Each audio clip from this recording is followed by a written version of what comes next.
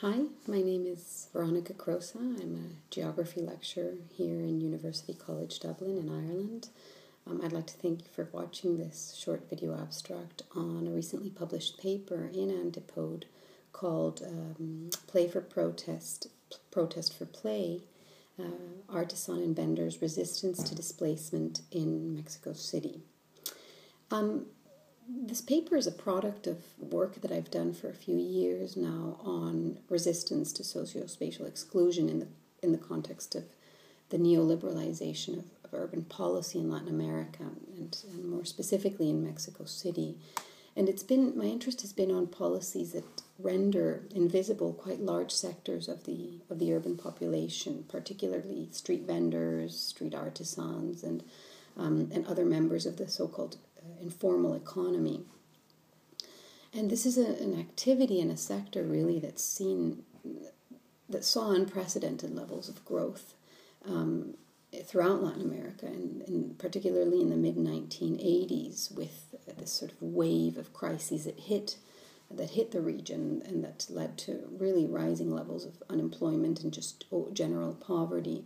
So the activity provided many, and continue to provide, of course, many with a daily income in the context of widespread unemployment and underemployment. And so what's been happening in the last 10 years is that we also see, parallel to this growth in street vending activity, we also see the implementation of policies across different cities in Latin America, which primarily focus on removing these so-called residuals from public spaces, from their working space. Under the rhetoric of rescuing public spaces or revamping urban space, these sorts of neoliberal policies have been implemented with the goal of redefining the informal economy and its spaces. So rather than deal with the fundamental underlying socioeconomic issues that in many cases drive people to engage in so-called informal activities, what urban authorities are doing are pushing them to less visible spaces, into spaces where they're not seen or they're not heard. And these strategies, particularly within the Latin American context, are tied to what Kate Swanson has said, this sort of whitening process, whereby the indigenous street vendor is rendered invisible. And they're policies that are reinforcing a very particular racialized geography of the city, and prohibiting the presence of people and activities that aren't deemed attractive enough to fit this sort of stylized urban image.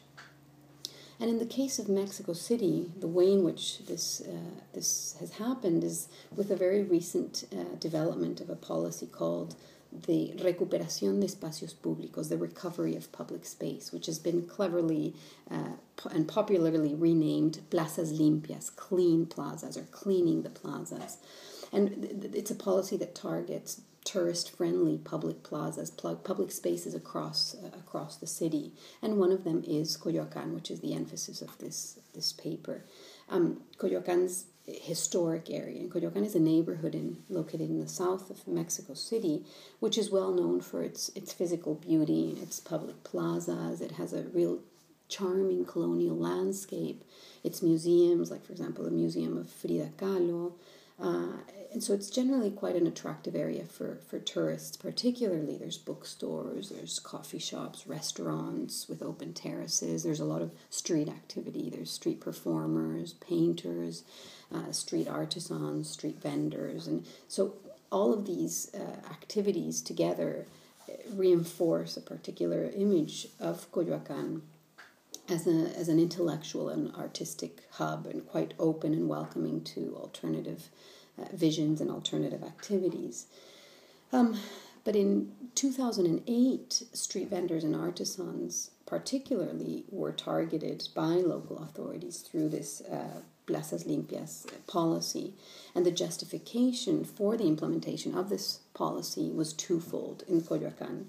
On the one hand, there was a legal argument that was made in which local authorities accused street vendors of using public space illegally, even though this really contradicted the fact that most vendors had permits permits provided by the same local authority. And the second argument that was made was a more behavioral argument that constructed street vendors as bums who participated in illicit and illegal activities such as alcohol and drug consumption in public space. And really what these two arguments did was they drew upon a real prominent urban-wide rhetoric which views street vending and street vendors as a general urban cancer. So what I quickly discovered while doing fieldwork in this area of Mexico City is that street vendors and artisans in Coyoacán were finding ways of resisting these attempts to exclude them from the city. And what became particularly interesting and really formed the foundations for this paper was the real playful nature of street vendors and artisans' resistance. So I started to explore the particularities of these playful strategies, and I wanted to unravel the ways in which vendors and artisans drew from their connections to Coyoacán as a place, and the way in which that facilitated the playful and creative nature of their movement. So, in one way of theorizing this was I came across a growing body of literature on resistance, and specifically cultural resistance, which emphasizes alternative forms of political activism that draw from play, from laughter and fun to mobilize people and to mobilize ideas and raise awareness. A very good example of this is the clandestine insurgent rebel clown army. But what very quickly I realized, what became evident, was that most examples of playful tactics of resistance documented in the literature were typically associated with spaces of consumption, like supermarkets or chain stores, or spaces of decision, like government buildings, or even the recent Occupy movements within financial districts. So what I do in this paper is I draw from concepts of play established by developmental psychologists and analyses from geographers who spatialize these understandings to show how spaces of production also house and trigger the sorts of playful resistance techniques that are documented in the literature. So within this general interest on the relationship between play, space, and resistance, I argue in this paper two main things. The first, drawing from a lot of the geographical literature on emotions, I argue that play forged emotions that helped vendors and artisans in Coyoacán sustain their movement despite increasing difficulties with police authorities and the police and local authorities. The second thing I argue is that playful strategies of resistance were practiced by vendors and artisans because of the symbolic and material importance of Coyoacán as a place of creativity, play, and performance. So Coyoacán as a cultural and artistic hub was used very playfully in these resistance practices. So the creative element was a result of their desire to find a style of resistance that attracted support, but also reminded people of the cultural and the symbolic practices that constituted their own economic livelihoods.